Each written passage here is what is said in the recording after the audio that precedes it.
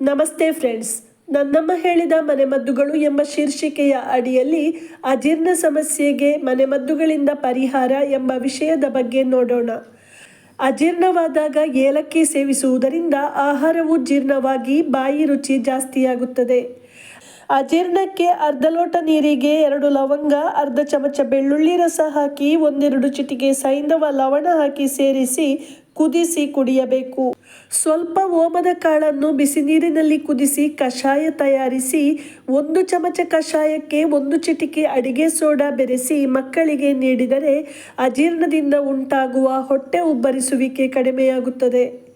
ಹಸಿ ಮೂಲಂಗಿ ಹೋಳುಗಳಿಗೆ ಕರಿಮೆಣಸು, ನಿಂಬೆ ರಸ, ಉಪ್ಪು ಸೇರಿಸಿ ದಿನಕ್ಕೆ 4 ಸಲ ಸೇವಿಸುವುದರಿಂದ ಅಜೀರ್ಣದ ಹೊಟ್ಟೆ ನೋವು ನಿವಾರಣೆಯಾಗುತ್ತದೆ.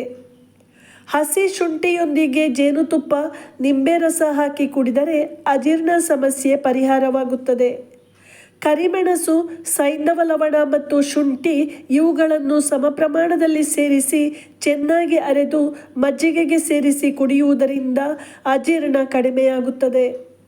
ಅಜೀರ್ಣವಾದ ಸಮಯದಲ್ಲಿ ಮಜ್ಜಿಗೆ ಅಥವಾ ನೀರಿನೊಂದಿಗೆ ಓಮದ ಚೂರ್ಣ ಮತ್ತು ಸೈಂಧವ ಲವಣವನ್ನು ಸೇರಿಸಿ ಸೇವಿಸಬಹುದು. ಅಜೀರ್ಣದ ಹೊಟ್ಟೆ ನೋವಿಗೆ ಅರ್ಧ ಚಮಚ ಇಂಗನ್ನು ಹುರಿದು ಪುಡಿ ಮಾಡಿ ಮಜ್ಜಿಗೆಯೊಂದಿಗೆ ಸೇರಿಸಿ ಕುಡಿಯುವುದರಿಂದ ಗುಣವಾಗುತ್ತದೆ.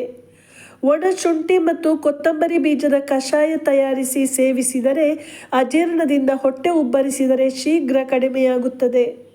ಹಸಿ ಶುಂಠಿಯೊಂದಿಗೆ ಜೇನುತುಪ್ಪ ಹಾಗೂ ನಿಂಬೆ ರಸ ಹಾಕಿ ಕುಡಿದರೆ ಅಜೀರ್ಣ ನಿವಾರಣೆಯಾಗುತ್ತದೆ.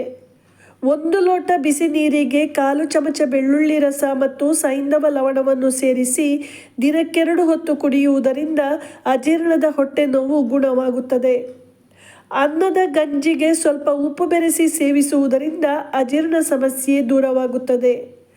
ಮಾವಿನಕಾಯಿಗೆ ಸ್ವಲ್ಪ ಉಪ್ಪು ಬೆರೆಸಿ ಮತ್ತು ಜೇನುತುಪ್ಪ ಲೇಪಿಸಿ ಸೇವಿಸಿದರೆ ಅಜೀರ್ಣ ಸಮಸ್ಯೆ ಮಾಯವಾಗುತ್ತದೆ. 1 ಕಪ್ಪು ಬಿಸಿ ನೀರಿಗೆ 2 ಹನಿ ಪುದೀನ ಎಣ್ಣೆ ಹಾಕಿ ತಕ್ಷಣವೇ ಕುಡಿಯಿರಿ. ಇದರಿಂದ ವಾಯು ಮತ್ತು ತೇಗಿನ ಸಮಸ್ಯೆಯು ಕಡಿಮೆಯಾಗುವುದು. 1 ವಾರ ಕಾಲ ಕೊತ್ತಂಬರಿ ಬೀಜದ ನೀರು ಸೇವನೆ ಮಾಡುವುದರಿಂದ ಒಳ್ಳೆಯ ಪರಿಣಾಮ ಸಿಗುವುದು. ಆಹಾರ ಸೇವನೆಯ ನಂತರ ಸೋಂಪು ಕಾಳನ್ನು ಬಾಯಿಯಲ್ಲಿ ಜಗಿಯುವುದರಿಂದಲೂ ಅಜೀರ್ಣ ಸಮಸ್ಯೆಯನ್ನು ದೂರ ಮಾಡಬಹುದು.